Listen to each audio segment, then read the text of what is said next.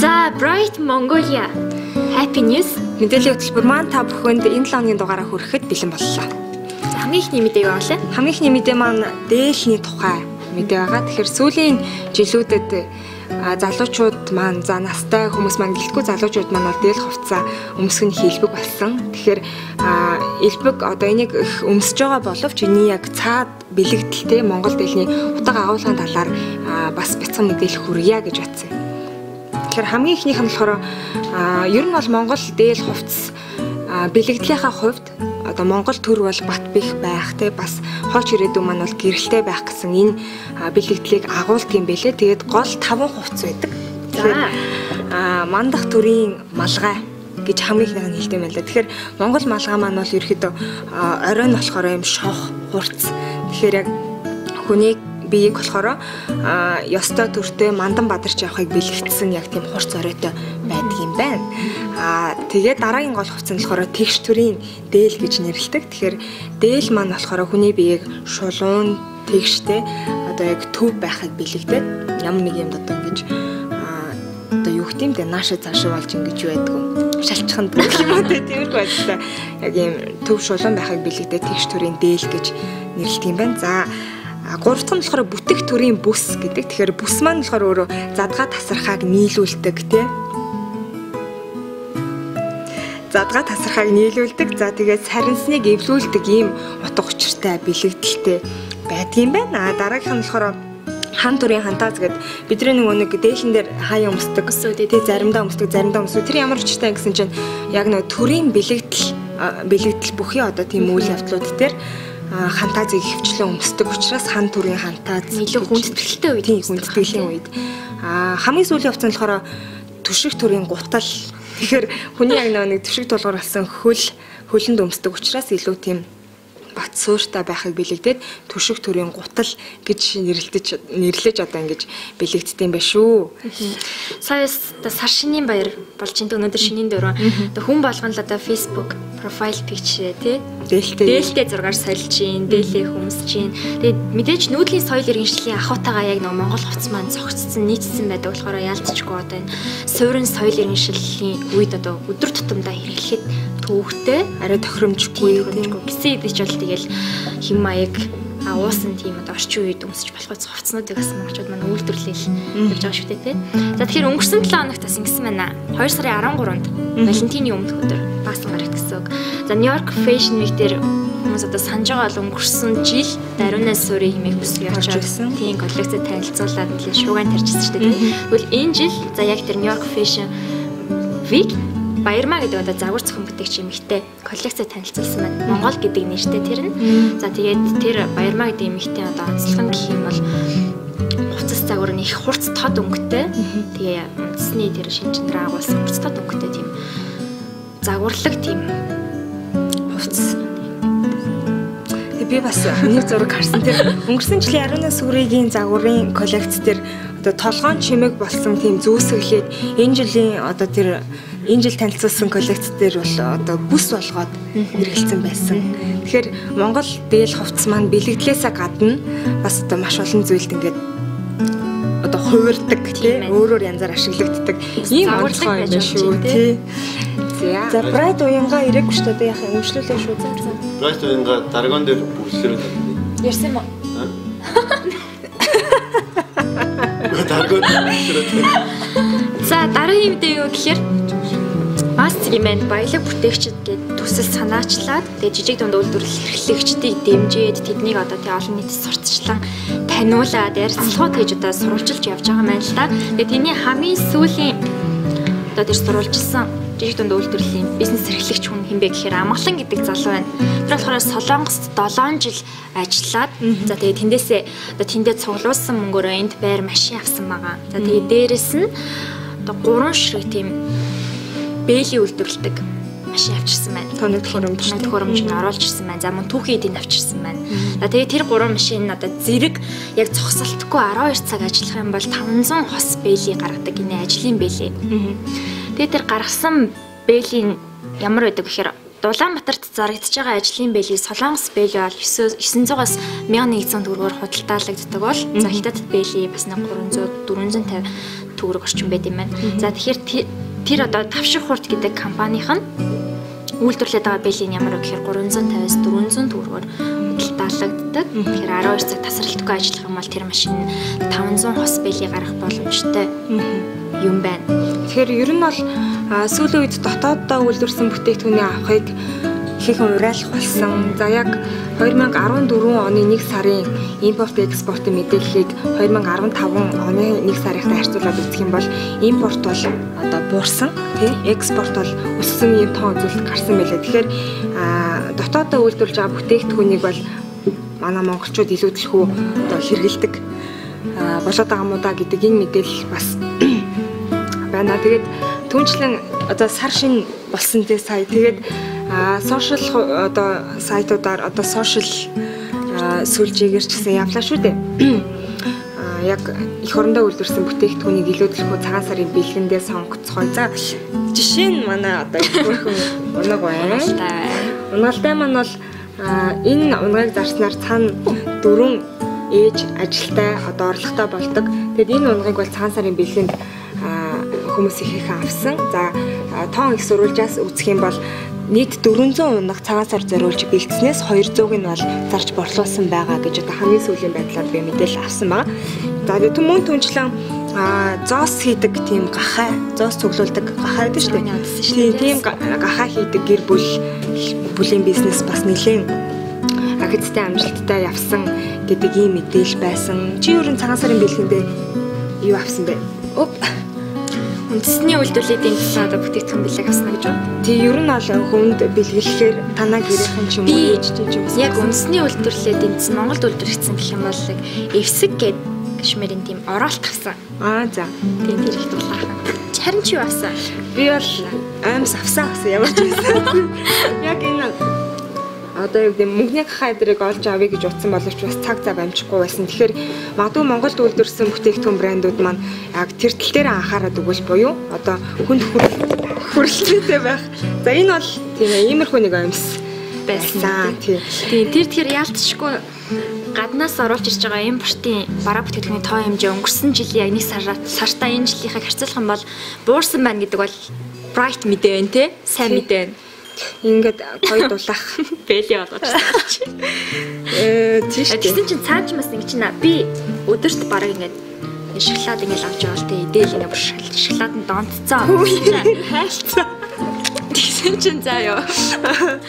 Тийм 21 аймгийн нэртэй тийм шоколад гарчээ. Монгол брендийн наадах юм шүүстэй.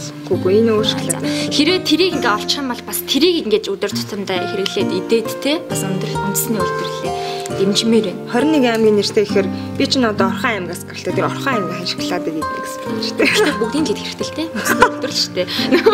Орхон бол тэмжихгүй. Бас тэр чинь бас дундаа нутгах гэж тийм ээ. За. Орхон бэлээ. Бас коммент илч. За лайв коммент орж ирлээ сая.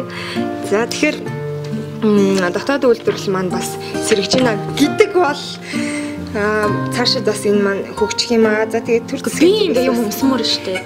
Төр засгийн дрон юм шитэй ч. Энийг бас сайн дэмжиж за үйлдвэрлэгчид маань бас шинэ сонь зүйлсийг ингээд сэдээд хийгээд ах юм бол цаашд дотоодын нийт бүтээгдэхүүний төр нэг хүнд хувь хэмжээ те эх орондоо үйлдвэрлэж байгаа зүйлс маань одоо баялаг нэмэгдэх болтугай. Илүү нэмэгдэх баха. Тэр шоколад бас амттай байвал гоё те. Тийш дээ бас хэрэгжилж байгаа юм маань чанартай байвал. За баярын дугаарч зориулдаг гэсэн.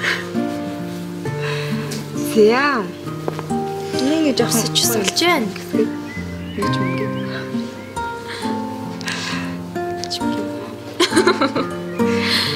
За Bright Mongolia Happiness маань дараагийн мэдээлэл бол дэлхийд ганцхан байдаг аз жаргалын яамтай Бутан улсын тухай та бүхэнд мэдээлэл хүрэхээр бэлтгэсэн юм а. Тэгэхээр энэ Бутан гэдэг орн болохоор за засгийн газрын зорилго нь ерөөсө ганцхан зорилт ганцхан зорилт жоо нэг үндсэн зорилт тавьж ажилладаг нь болохоор Монгол бутан улсынхаа иргэн бүрийг одоо аз жаргалтай хүн болгох тийм зорилго тавьж ажилладаг юм байна. Тэгээд үүнийг бүр үндсэн хуулиндаа л тусгаад өгчихсөн.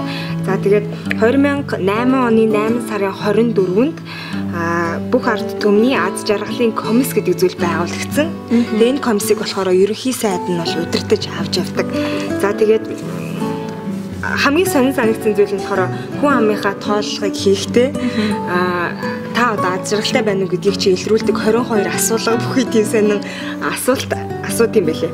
Тэгээд энэ гормон бас аз жаргалын индекс гэдэг зүйлийг анх санаачилж ирсэн гэсэн тийм. Тэгэхээр 2008 онд үндсэн хуулиндаа тусгасан байна гэдэг чинь 1972 онд анх дэлхийн одоо улс орнуудыг аз жаргалын индексээр нь чагсаадаг тэр яг үндсэн тооцооллыг бол гаргаж ирж ирсэн юм байна л да. Бараг 30 гаруй жил өмнө. Тэгэхээр бүр эртнээс л яг бодоос аз жаргал гэдэг зүйл бол хүний амьдралын хамгийн чухал юм аа гэдэгт бол ингээд гэдгийг бол мэддэг тийм арт юм байсан. Энэ хойд аз жаргалтай байгаа шиг байна ер нь.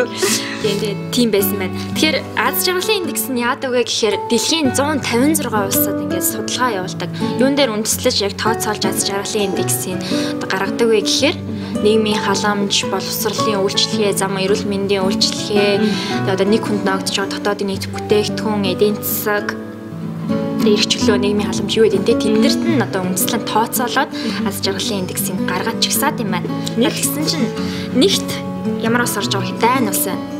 Харин хоёрт Норвег, гуравт бол Швейцар улс. Монгол хэдэд явж байна. Монгол хэдтэй гэхээр 156 орноос бол манай Монгол улс 102-т чагссан байна. Яг одоо хань хэд оронтой.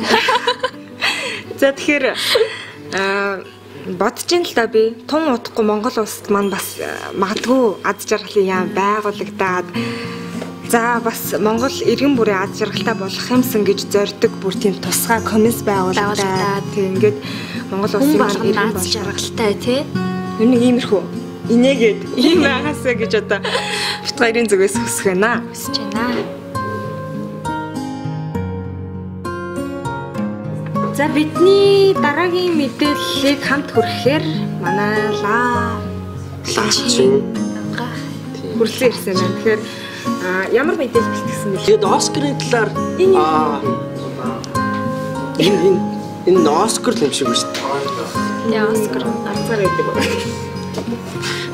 За тэгээд энэ Оскарын цомны тухайд болохоор 1937 оны 12 сарын 21-нд болохоор Засангаа бод 7 одоо хүүхэлдэйн кино маань яг нээлттэй хийжсэн. За яг тэгээд үүнийхээ дараа 1938 оны Оскарт ороод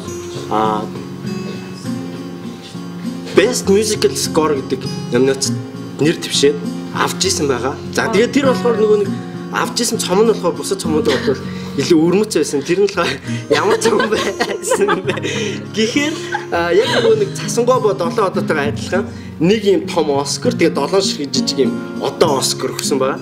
Энэ болохоор бас Оскарын дүгэнд бичигдсэн. Оскар өгсөн байна. Тий, одоо бүрт нэг Оскар өгсөн. Энэ л Оскарын дүгэнд бичигдсэн бас айгүй өрмөц түүхүүдийнх нь нэг байна. За тэгээд үүнтэй холбоотой нэгэнт кино урлаг руу орсных бас нэгэн мэдээг хүргэе гэх юм бол 2015 оны 12 сарын 19-нд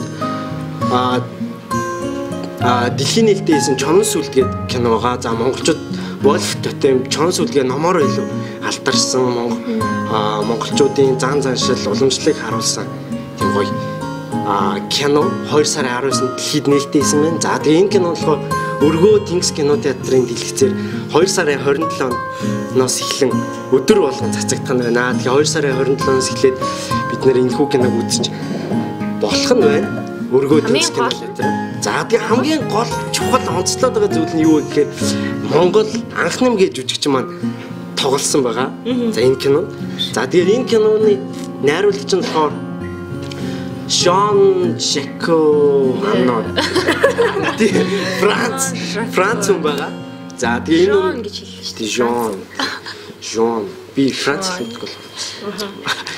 За тэгсгээд нэг тийм Франц хүн байгаа. За тэгээд энэ Чонсул гэдэг киног найруулсан энэ хүн болохоор бас Оскарт нэр дэвшээд Оскар авч исэн ийм мундаг найруулагч байгаа. Тийм мундаг найруулагчийн Монголын ёс заншил уламжлалыг харуулсан Чонс үлдгийн кино бид нэр 2 сарын 27-ны дараа 7 өдрийн 5 дахь өдрөөс эхлэх үзэх боломжтой болж байна. Нээлттэй бол хийж юм гэсэн үг шүү. Нээлттэй бол 2 сарын 19-нд бол дэлхийд бол хийцэн. Тэгээ дараа 7 өдрийн 5 дахь өдөр Монголд хийнэ гэсэн үг. Тэгэхээр дэлхийд бас нээлттэй хийж байгаа энэ кинонд монгол жүжигчин гол дүр тоглож байгаа нь. Бас бахархмаар үйл явдал болсон байх шүү, тийм ээ. За. Оскар хийцэн өгсөн. Тэний яагаад Оскар гэж нэрлэлсэн бэ? Энэ нь болохоор яг ингэжсэн яг 2013 оныг хүртэл болохоор бид нэр яг нэрлэж зааштай Оскар маань Academy Award гэдэг яг аль бие усны мэргэжилтэй байсан.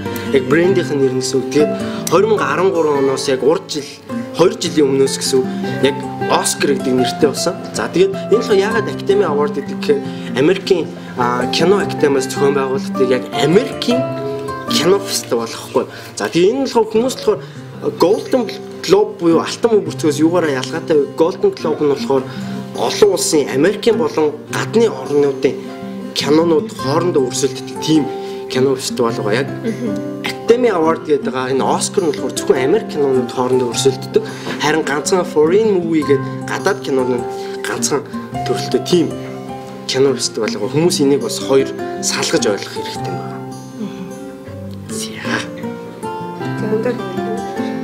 Өөр тавьдоо. Тэгэл ажилтай бол. Тэгэл ажилтай бол ялаасан бол.